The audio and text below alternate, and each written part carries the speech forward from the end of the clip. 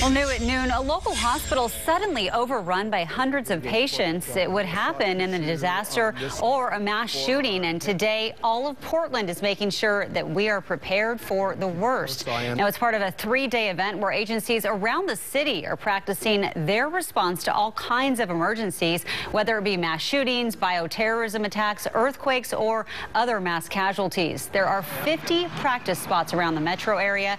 Some you'll actually see, like this one in the Pearl. Volunteers with Portland's Earthquake Communication Program have set up an emergency information tent in the Fields Park.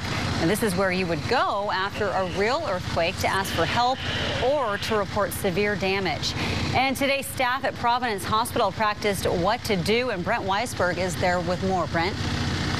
Jenny, good afternoon. Unfortunately, we can't show you where this training is actually happening because it's happening in the emergency room, and because of privacy laws, the hospital doesn't want us showing where the entrance is for the ambulances. But the training just wrapped up for this afternoon, and doctors and nurses say they are already learning invaluable tools that could be really helpful for them in the event of a real emergency.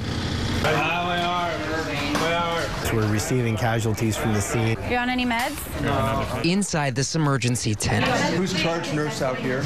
Doctors are up against the clock treating people with gunshot wounds and those hurt in an explosion. Keep a close eye on him, Lee. He's someone that I would consider intubating very quickly. This is a training exercise, part of a statewide effort to make sure first responders are ready. And to do something like that, that's so much above and beyond the sort of normal day-to-day operations of a hospital. Mike Kubler is overseeing this drill, but he's experienced a major disaster firsthand. I was living on the Gulf Coast for Katrina. And he knows that for doctors and nurses, the hardest part is often the emotional toll.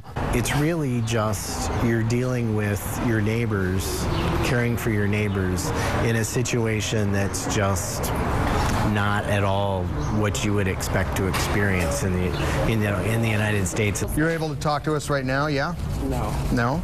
With a backlog of patients, the doctors in this triage tent are finding out what works. What do we got here? And what doesn't, like equipment too big to fit inside, and how to deal with those obstacles for when the real disaster strikes.